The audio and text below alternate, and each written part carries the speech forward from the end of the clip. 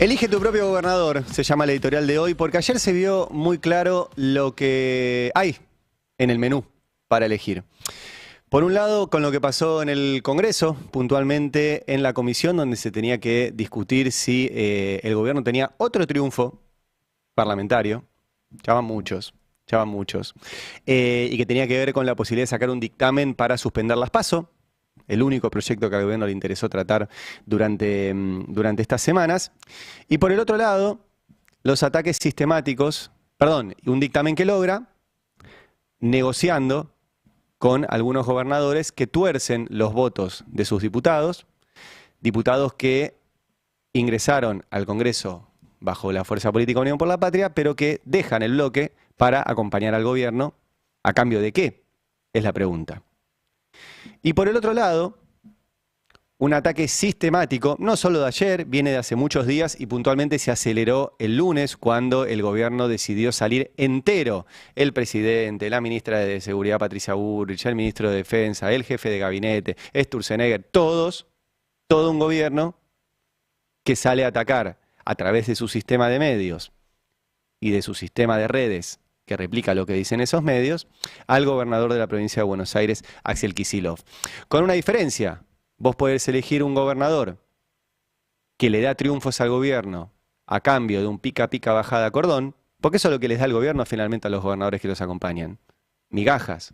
El pica-pica bajada a cordón, para el que no entienda la analogía, es el mínimo de la obra pública. Ni siquiera es obra pública, es un señor que te hace la bajadita en la puerta de tu casa, un pica-pica bajada de cordón.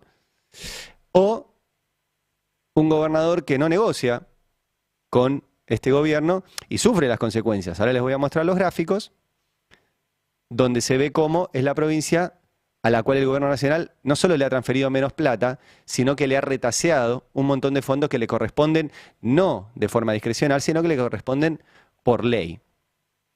Fondos de educación, de transporte, de seguridad, que la provincia tuvo que judicializar porque el gobierno nacional no se los manda, y la Corte Suprema, que podría decir algo sobre todo esto, mira para otro lado. Voy a mostrar estos dos espejos, ¿sí? Uno gobernadores negociando y otro gobernador atacado que no negocia, para que se entienda la diferencia. Arranco por el Congreso.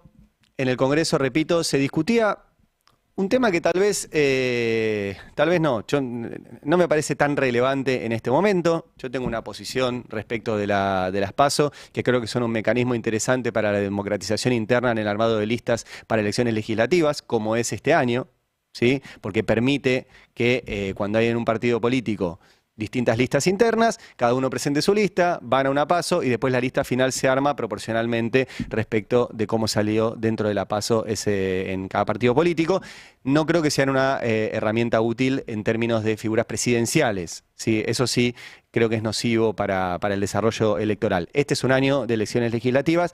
A mí me parece interesante las PASO para las elecciones legislativas. Más allá de eso, evidentemente no es el tema de preocupación de millones y millones de argentinos que están preocupados si les aumenta la luz, si pueden comer una milanesa o si pueden pagar el alquiler, ¿sí? O los jubilados que les retiraron los medicamentos o etcétera largos. Efectivamente no es las PASO el tema. Pero bueno, la agenda parlamentaria la decide el gobierno y efectivamente llevó el tema de las PASO. ¿Qué podía pasar?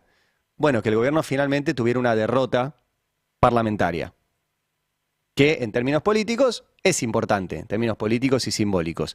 Y todo parecía encaminado hacia allí, porque el bloque de Unión por la Patria no iba a acompañar el dictamen. Aclaro esto, es un dictamen, después tiene que pasar por el recinto, después tiene que ir al Senado, esto no terminó, falta un montón. Pero podía haber una derrota política del gobierno en ese sentido. No pasó. El gobierno tuvo un triunfo, una vez más. ¿Por qué? Porque 4 diputados del bloque de Unión por la Patria, estoy hablando de Ricardo Daives y Bernardo Herrera de Santiago del Estero y Silvana Ginocchio y Sebastián Nóblega de Catamarca, cambiaron su posición y acompañaron al gobierno. Todo esto está muy bien descrito hoy en la nota de Fernando Siveira, en el Destape pueden encontrar más detalles ahí, pero pasaban varias cosas. Primero, esto que denuncia el presidente del bloque de Unión por la Patria, Germán Martínez, mientras se desarrollaba la comisión. Escúchenlo. Hasta este momento ustedes no están teniendo las firmas para el dictamen. Y están haciendo una presión impresionante, un apriete infernal sobre distintos diputados y diputadas para lograr las firmas que necesitan. Lo quiero decir porque todos sabemos que cuando pasan estas cosas, los tiempos no son inocuos, señor presidente del bloque del oficialismo, los tiempos no son inocuos. Y el tiempo que están ganando es el tiempo para apretar diputados como en este mismo momento está haciendo el presidente del bloque oficialista. Entonces, esto es lo que está pasando, presidente, lo tienen que saber todos. Aquellos que están en este momento, que no firmaron y que pueden llegar a firmar, es parte de los aprietes que está haciendo el oficialismo para quedarse con este dictamen. Por un lado, entonces, Germán Martínez denunciaba las presiones ahí mismo, en el Congreso, de parte del bloque de La Libertad Avanza. Y en la misma ciudad, a unas cuadras, había una reunión que fue difundida por Lisandro Catalán. ¿Sí? Lisandro Catalán es un hombre importante, es el vicejefe de Gabinete del Interior. Y comparte esta foto que les muestro, donde dice: junto con el jefe de gabinete Guillermo Franco, el ministro de Economía Luis Caputo y el secretario de Finanzas Pablo Quirno, mantuvimos una productiva reunión con los gobernadores. Raúl Jalil, de Catamarca, Osvaldo Jaldo, de Tucumán, Carlos Adri, de Jujuy, y Gustavo Sáenz, de Salta, y el ministro de Hacienda de Misiones. ¿Qué les conté recién? ¿De dónde salieron dos de los votos que permitieron al gobierno su dictamen? De Catamarca, mientras el gobernador estaba ahí reunido con el jefe de gabinete. Los otros dos, recuerdo, salieron de Santiago del Estero, gobernado por Gerardo Zamora. Insisto con esta cuestión porque es lo mismo que hablábamos cuando votaban la ley bases. ¿Se acuerdan que nos preguntábamos qué votaron? ¿Qué votaron cuando acompañaban la ley bases que perjudicaba a las provincias? Y la acompañaron igual a cambio de nimiedades. A cambio, insisto con la figura, me parece bastante gráfica, de un pica pica bajada a cordón. Y sigue pasando lo mismo. Y sigue pasando lo mismo. A pesar de que, y les muestro algunos gráficos, las transferencias a las provincias solo han disminuido. ¿Sí? Este es un gráfico de IARAF, que más allá de los números, están todas en negativo. Las transferencias a provincias acumuladas a diciembre de 2024 del año pasado. O sea, todas recibieron menos. La que menos recibió fue la provincia de Buenos Aires. Y la que más recibió fue la ciudad de Buenos Aires. En el medio están todas las otras. Y hay otro gráfico del CEPA que te muestra puntualmente de diciembre, donde ahí sí hubo una evolución real de las transferencias a todas las provincias, excepto, miren, a la provincia de Buenos Aires, que tuvo 8% menos en diciembre. El 40% del país está ahí, en la provincia de Buenos Aires. Y el gobierno nacional decide no mandar recursos ahí. ¿Por qué? Porque ahí el gobernador no le negocia los votos. ¿Y qué más hizo el gobierno nacional en la provincia de Buenos Aires? Retació los fondos de transporte, de educación, de seguridad. Y eso obviamente impacta en lo que sucede en la provincia de Buenos Aires. ¿Sí? Que no tiene además ningún tipo de posibilidad de manejo, por ejemplo, de política monetaria. Eso depende del gobierno nacional. Que tiene además muchos problemas en términos de coparticipación, aporta mucho más de lo que recibe. Que tiene además, algo que yo insisto y es muy interesante, muchas de las empresas que producen y generan riqueza en la provincia de Buenos Aires y por ende usan las rutas, la infraestructura, todo el sistema logístico que provee la provincia de Buenos Aires, tienen su oficina fiscal acá en la ciudad de Buenos Aires. Por ende los impuestos lo pagan acá. Producen y ganan dinero con lo que hacen en la provincia de Buenos Aires, pero le pagan impuestos a la ciudad de Buenos Aires. Hay que discutir en algún momento, ya que les gusta hablar de reformas impositivas, a mí también, que las empresas paguen impuestos en el lugar donde generan la riqueza, no en el lugar donde tienen su sede fiscal. Y eso le pasa mucho a la provincia de Buenos Aires. Y le pasa también, y ahora quiero compartir algunos audios de estos 3 días, que esos ataques, que son presupuestarios, que son públicos, etcétera, empiezan a mencionar una palabra que es grave, que es la palabra intervención. Ayer José Luis Espert estuvo con el hijo de Mauro Viale y dijo esto. Kicillof es un inútil esférico, o sea, inútil por donde lo mires, ¿no? Una esfera. Circular, Es inútil ¿no? por todos los lados. Claro. Es un inútil que ha transformado la provincia en un baño de sangre de inocentes. Entonces, Kicillof tiene, yo te diría, 2 alternativas para mí. O renuncia, dado que es un inútil esférico y ha transformado la provincia en un baño de sangre de inocentes, o pide al gobierno intervención para que lo ayude a gobernar la inseguridad, dado que él es incapaz de gobernar a la provincia de Buenos Aires. Hay un punto porque yo te escuché palabra por palabra. Dijiste, o renuncia, muy fuerte, o ayuda para que el gobierno intervenga. Sí, Usaste ese artículo verbo. 6 de la Constitución Nacional. ¿Intervención? Artículo 6, sí, pedir intervención del gobierno para algo. Ahora, son 2 cosas distintas. Una cosa es que el gobierno intervenga ayudando, con plata, y otra cosa es la intervención federal. Ponele la figura que quieras. No. ¿Alguna intervención tiene que haber de parte del gobierno ¿Pero federal? vos querés una intervención federal del gobierno? Sí. ¿Vos querés una intervención federal del gobierno? Sí, termina diciendo José Luis Espert. Es intervenir una provincia. Y la palabra intervención no es casual, no se le ocurrió a Espert, menos que menos se le ocurrió al hijo de Mauro Viale. Menos que menos. Porque horas antes, Esteban Trebuch, que estuvo ahí conversando con el presidente, también metió el tema, mirá.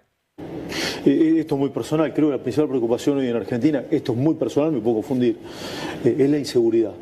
Sí, sobre todo en la provincia de Buenos Aires y en el conurbano. Recién hablaste un poco de que si el gobierno nacional puede hacer algo al respecto. Algunos hablan hasta de intervención, yo sé que es una cuestión bastante estrafalaria, pero se ha hasta comentado. Lo que tiene que quedarle claro a la población es que Argentina es un país federal.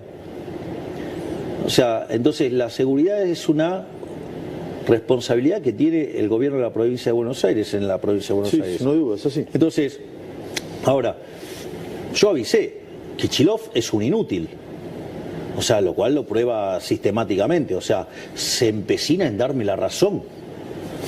No solo eso, sino que además tiene una visión, digamos, en la línea de Zaffaroni, que es a favor de los delincuentes. Bueno, digamos, o sea, la gente responde a los incentivos. Si vos pones, fíjate, digamos, la calamidad que era la provincia de Santa Fe, en especial Rosario. Digamos, entró la doctora Bullrich con el plan Bandera. Mirá cómo está ahora Rosario. Sí, mejoró la situación. ¿Y a vos qué te parece? Bueno, Diego, te aviso que cuando nosotros asumimos, o sea, había 9.000 piquetes por año, ahora no hay ninguno. Si Kicillof te llama y te dice, presidente, ¿me ayuda con la seguridad en la provincia de Buenos Aires? ¿Usted qué hace? Digo, yo soy el presidente de la Nación y los bonaerenses también me votaron a mí, con lo cual, digamos, yo de donde tengo que ir a ayudar, ayudo.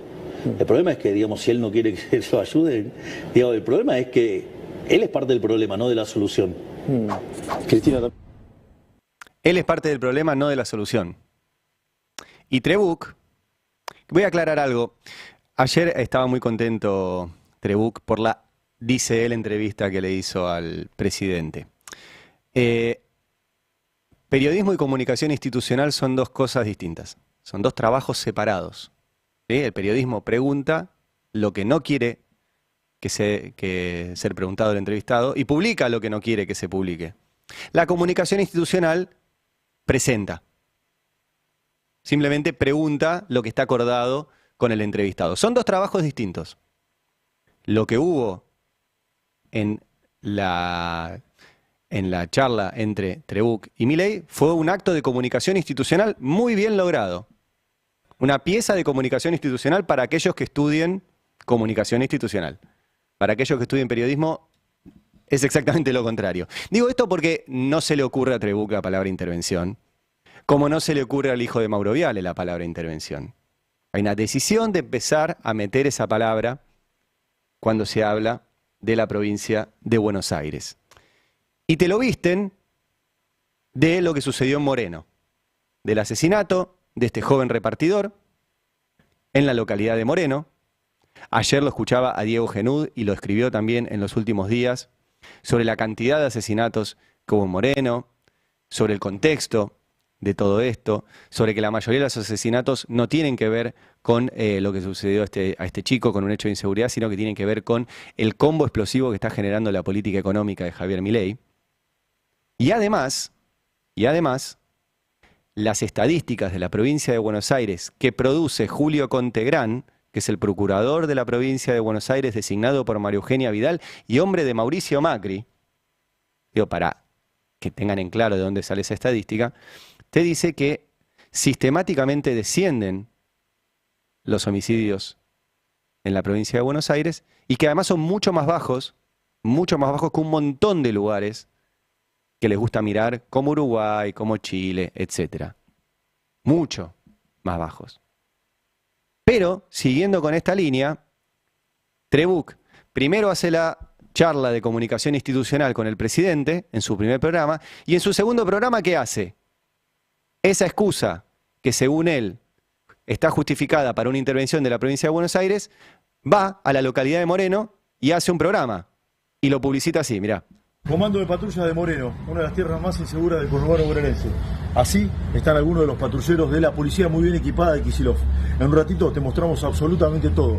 Acá, donde la semana pasada mataron a Lucas, tierra insegura, gobernado por el peronismo desde que se fundó esta ciudad. Así arrancamos.